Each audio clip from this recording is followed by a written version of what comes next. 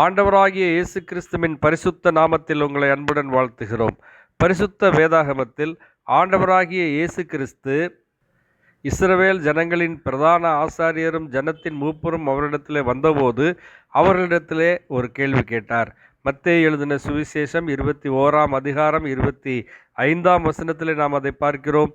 யோவான் கொடுத்த ஸ்நானம் தேவனால் உண்டாயிற்றோ மனுஷரால் உண்டாயிற்றோ யாரால் உண்டாயிற்று என்று கேட்டார். அதற்கு அவர்கள், தேவனால் உண்டாயிற்று என்று சொல்வோமானால் பின்ன ஏன் அவனை விசுவாசிக்கவில்லை என்று நம்மை கேட்பார். மனுஷரால் உண்டாயிற்று என்று சொல்வோமானால் ஜனங்களுக்கு பயப்படுகிறோம், எல்லாரும் தேவனை தீர்க்கதரிசி என்று எண்ணுகிறார்களே என்று தங்களுக்குள்ளே ஆலோசனை பண்ணி இயேசுவுக்கு பிரதியுத்தரமாக, எங்களுக்கு தெரியாது என்றார்கள். இந்த சம்பாஷணையிலிருந்து ஒரு முக்கியமான சத்தியத்தை கற்றுக்கொள்கிறோம். இந்த பிரதான ஆசாரியர்களும் மூப்பர்களும் ஜனங்களுக்கு பயந்துதான் அவர்கள் முடிவுகளை எடுக்கிறதை நாம் பார்க்கிறோம். அருமையானவர்களே, தேவனுக்கு பயப்படுகிறது முக்கியமா, ஜனங்களுக்கு பயப்படுகிறது முக்கியமா என்பதை இங்கே நாம் முடிவு செய்ய வேண்டியதாக இருக்கிறது.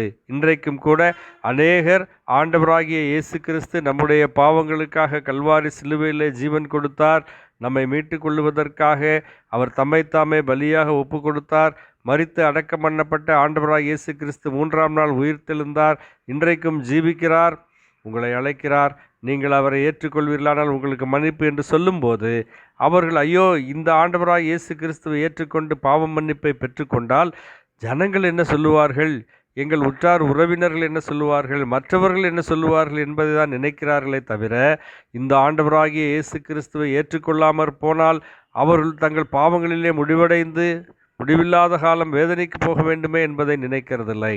அருமையானவர்களே, நாம் மனிதர்களை கண்டு பயப்பட வேண்டிய அவசியமில்லை.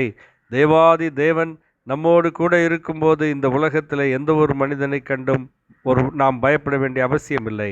ஆகவே தேவனுக்கு பயந்து அவருக்கு முன்பாக நாம் பாவிகள் என்பதை உணர்ந்து அவர் நமக்கு இலவசமாய் அருளி செய்கிற மன்னிப்பை பெற்றுக்கொள்ள வேண்டியவர்களாக இருக்கிறோம்.